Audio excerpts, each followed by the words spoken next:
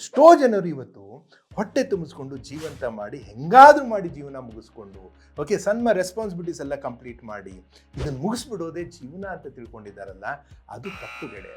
ಅದು ಜೀವನ ಅಲ್ಲ, ಅದು ಜೀವಂತ ಇರೋದಕ್ಕೆ ಜೀವನ ಮಾಡೋದಕ್ಕೆ ಬಹಳ ಡಿಫ್ರೆನ್ಸ್ ಇದೆ. ಆ ಜೀವನ ಕಲೆಗಳನ್ನು ಯಾವಾಗ ಮಕ್ಕಳಿಗೆ ಕಲಿಸ್ತೇವೆ, ಯುವಕರಿಗೆ ಕಲಿಸ್ತೇವೆ, ನಾವು ಕಲಿತೇವೆ, ಆವಾಗ ಮಾತ್ರ ನಮ್ಮ ಒಂದು ಏನು ಜಗತ್ತಿದೆಯಲ್ಲ ಆ ಜೀವನ ಕೌಶಲ್ಯಗಳಿಂದ ಒಂದು ಸಂಪೂರ್ಣವಾಗಿ ಪರಿಪೂರ್ಣವಾಗಿ ಜಗತ್ತಿನ ಸಮಸ್ಯೆಗಳಿಗೆ ಪರಿಹಾರ ಹುಡುಕಿ ಒಂದು ಶ್ರೇಷ್ಠ ಒಂದು ಸಮೃದ್ಧಿಯಿಂದ ಕೂಡಿದ ಒಂದು ಸಂತೃಪ್ತಿಯಿಂದ ಜೀವನವನ್ನು ಮಾಡ್ತೀವಿ. ಸೊ ಈ ಸಮೃದ್ಧಿ ಮತ್ತು ಸಂತೃಪ್ತಿ ಬರಬೇಕು ಅಂದರೆ ನಾವು ಸಂಕಲ್ಪ ಮಾಡಲೇಬೇಕು. ಏನು ಸಂಕಲ್ಪ ಮಾಡಬೇಕಂದ್ರೆ, ಪ್ರತಿಯೊಂದು ಮಗು, ಪ್ರತಿಯೊಬ್ಬ ಯುವಕನು ತನ್ನ ಕ್ಷೇತ್ರವನ್ನು ಹುಡುಕ್ಲಿಕ್ಕೆ ನಾನು ಅವಕಾಶ ಮಾಡಿಕೊಡ್ಬೇಕು ಅನ್ನೋದು ಒಂದೆಲ್ಲ ಹಿರಿಯರದೊಂದು ಸಂಕಲ್ಪ ಆಗಬೇಕು. ಪ್ರತಿಯೊಬ್ಬ ಯುವಕನದು ಒಂದು ವಿದ್ಯಾರ್ಥಿ ಒಂದು ಸಂಕಲ್ಪ ಏನಾಗಬೇಕಂದ್ರೆ, ನಾನು ಈ ಜಗತ್ತಿಗೆ ಬಂದಿದ್ದೇನೆ, ಅದು ಮನುಷ್ಯನಾಗಿ ಬಂದಿದೆ ಅಂದರೆ ನನ್ನೊಳಗೆ ಅಗಾಧವಾದ ಸಾಮರ್ಥ್ಯ ಇದೆ.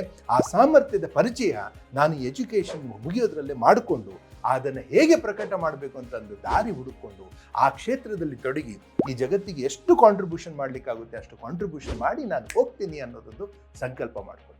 ಇವೆರಡೂ ಸಂಕಲ್ಪಗಳು, ಒಂದು ಶಿಕ್ಷಕ, ಪಾಲಕ ಮತ್ತು ಸಮಾಜ ಆ ಯುವಕನಲ್ಲಿರೋ ಸಾಮರ್ಥ್ಯವನ್ನು ಪ್ರಕಟ ಮಾಡಲಿಕ್ಕೆ ಒಂದು ಒಳ್ಳೆ ವಾತಾವರಣ ಸೃಷ್ಟಿ ಮಾಡಿ ಅವನಿಗೊಂದು ದಾರಿ ತೋರಿಸ್ಬೇಕು. ಆ ಯುವಕ ಹೌದು ನನ್ನೊಳಗೆ ಸಾಮರ್ಥ್ಯ ಇದೆ, ಅದನ್ನು ನಾನು ಪ್ರಕಟ ಮಾಡೇ ತೀರ್ತೇನೆ ಅಂತ ಒಂದು ಸಂಕಲ್ಪ ಮಾಡಬೇಕು. ಅದನ್ನು ಮಾಡಿ ಜಗತ್ತಿಗೆ ಅನುಕೂಲಕ್ಕೆ ಅದನ್ನು ತನ್ನ ಒಂದು ಧಾರೆ ಎಳೆದು ಅದನ್ನು ಕಾಂಟ್ರಿಬ್ಯೂಟ್ ಮಾಡಿ ಹೋಗ್ತಾ ಇರಬೇಕು. ಆವಾಗ ವಿ ಡೈ ರಿಚ್.